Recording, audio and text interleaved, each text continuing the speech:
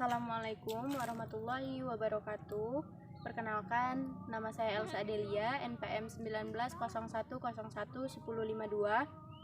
Saya dari jurusan Pendidikan Agama Islam, kelas D semester 4. Di sini saya ingin memenuhi tugas UAS mata kuliah Psikologi Agama dengan dosen pengampu yaitu Ibu Dr. Istifatonah MA. Langsung saja di sini saya akan mewawancarai teman saya yang kebetulan satu angkatan dengan saya, yaitu Saudari Elok Malika. Di sini saya akan mewawancarai mengenai problema jiwa keagamaan pada remaja. Di sini saya sudah bersama Mbak Elok Malika yang akan saya wawancarai. Langsung saja pertanyaan pertama, yaitu menurut Mbak Elok, apa sih gangguan kejiwaan pada remaja itu sendiri yang Mbak Elok ketahui?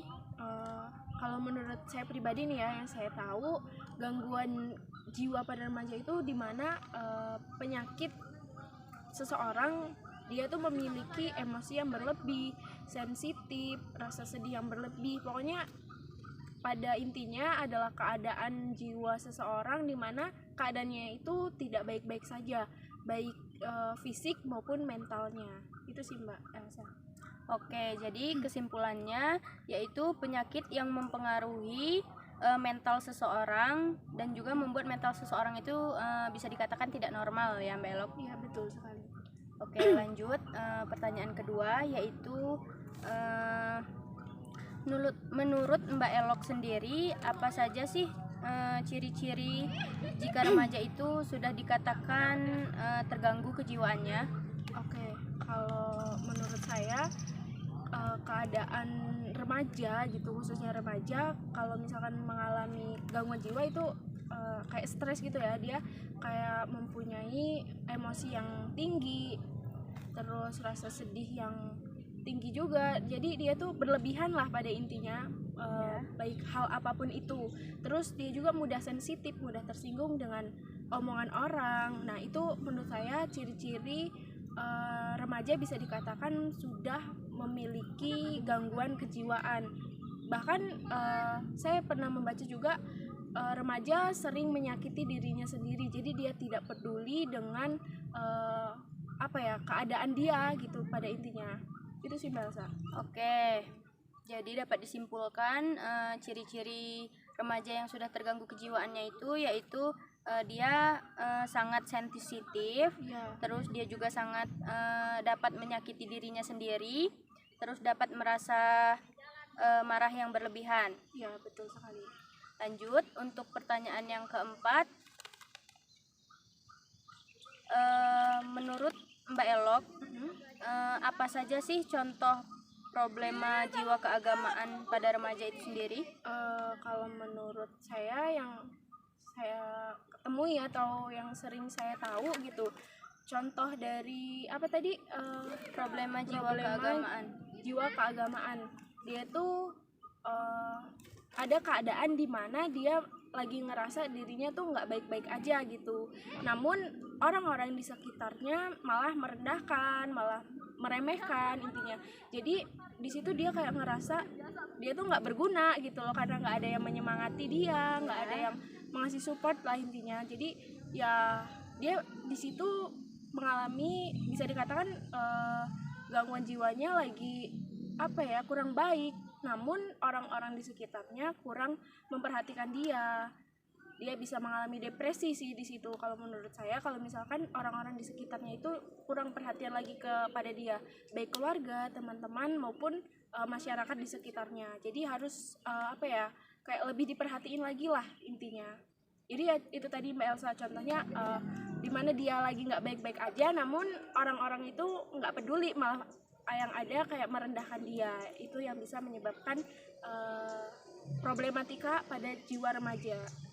Oke, jadi dapat dikatakan juga ya, dia itu bisa jauh dari Tuhannya. Iya, betul sekali. Ketika dia sudah dalam keadaan seperti itu positif, dia kayak ngerasa udahlah nggak berguna, ini nggak ada yang mau nolongin saya, apalagi ketika nggak ada yang nyemangatin untuk dia beribadah, dia positif bakal jauh dari Tuhannya. karena dia mikir dia itu udah nggak penting lagi gitu. Mungkin itu sih Mbak Elsa.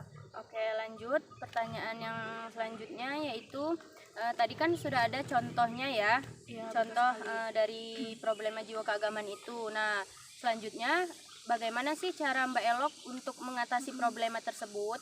Oke, kalau menurut saya pribadi nih, untuk mengatasi gangguan kejiwaan atau masalah kejiwaan pada remaja, yang pertama sendiri, yang pokok utama itu ya dari keluarga dan dari dirinya sendiri. Dirinya sendiri itu mau nggak sih untuk memperbaikinya gitu. Terus dari keluarga juga sangat berperan penting banget, karena apapun masalahnya, apapun itu kan pasti dibawa ke rumah ya Mbak Elsa ya. Pasti. Jadi orang tua itu pasti tahu, wah ini anaknya lagi kenapa nih gitu, anaknya lagi kayak, pasti tahu sih, kayak misalkan dalam kehidupan gitulah, kayak di rumah aja.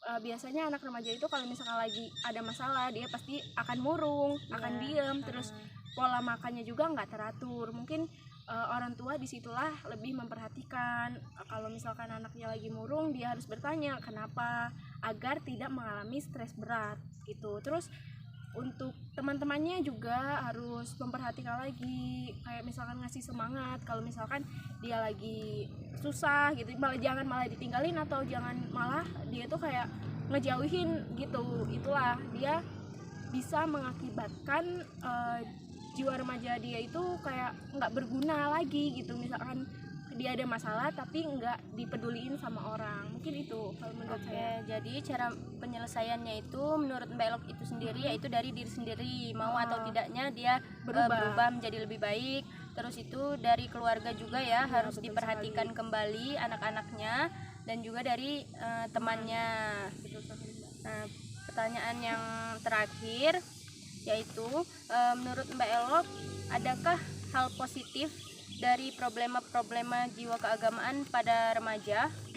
Kalau menurut saya pribadi nih Mbak Elsa ya, kalau ditanya hal positif apa dalam dari problematika remaja sendiri Ya, gitu, yang dapat diambil dampak positifnya. positifnya, kalau menurut saya ya ketika dia mempunyai masalah, dia bisa belajar dari kesalahan tersebut gitu intinya. Namun kalau misalkan pada intinya banyak dampak negatif dari problematika kejiwaan pada remaja ini. Udah saya sebutkan tadi contohnya, ketika dia ada masalah namun tidak diperhatikan positif, dia akan ngerasa dirinya nggak baik-baik aja, bahkan dia bisa menyakiti dirinya sendiri, dia bisa jauh dari Tuhan, dia bisa malas-malasan beribadah. Nah disitulah peran kita semua, baik masyarakat, keluarga maupun teman-teman, sangat berpengaruh sekali.